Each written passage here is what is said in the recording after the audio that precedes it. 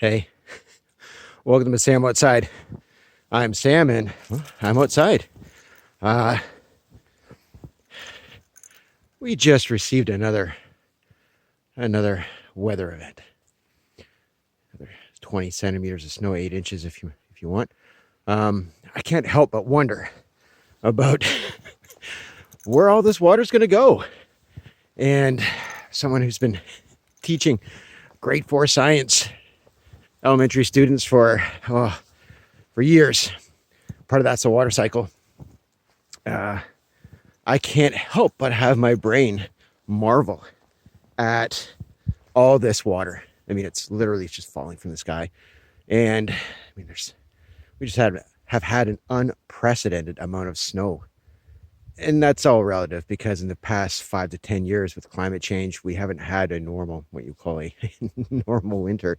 We've been pretty lucky, but this year, this is the snow from my childhood. This is the winter that I remember as a child, the amount of snow that we're supposed to have.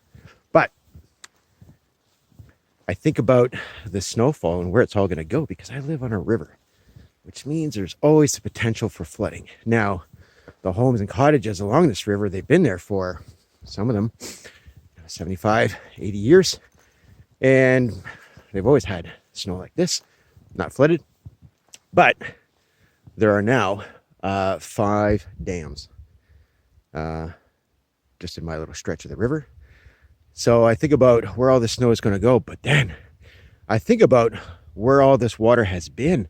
Oh, it's always been here.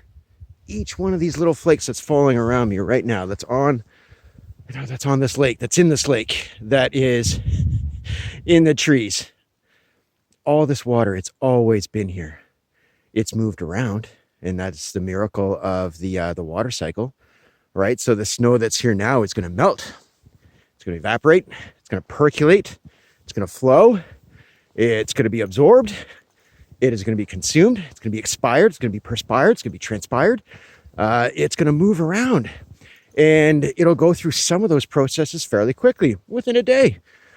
Some of this water, it's going to be trapped in the ocean for a very long time. It's going to be trapped in glaciers for a very long time. And unless it's evaporated, absorbed, consumed, it will find its way back into the water cycle. But to me, when I really start to think about the wonder and amazement of every one of these flakes of water, where it's been, where it's going to go. And then as a father, I can't help but think about the wisdom of Olaf. And Disney's Frozen tries to share with the viewers all this water. It's been in at least 7 other things, 7 other mammals, maybe people, before it came to us. And then I look at all this vegetation, and to think that a water particle has flowed through the roots, up through the cambium, out through the ends of a branch, gone through the miracle of photosynthesis, and then was transpired, swept away in the wind, was evaporated, was consumed, and it's just, the cycle goes on and on. And as much as we marvel about, the scientific potential of DNA, humans, we've only been on this planet for a fraction of the time that the dinosaurs were on the earth. And the dinosaurs, they were only here for a fraction of the amount of time that, that life's been on this planet. None of that life on this planet was not possible until there was water. All this water has always been here, and it always will be. Changes states, changes its concentrations, where it's being held, where it's being stored. But when we can create in our own minds and in the minds of others that sense of wonder, that appreciation, that gratitude of just how special we are, just how special everything around us is, and we're all just part of it. So in the grand scheme of things, you've got worries, you've got stresses, but you are You are part of a miracle.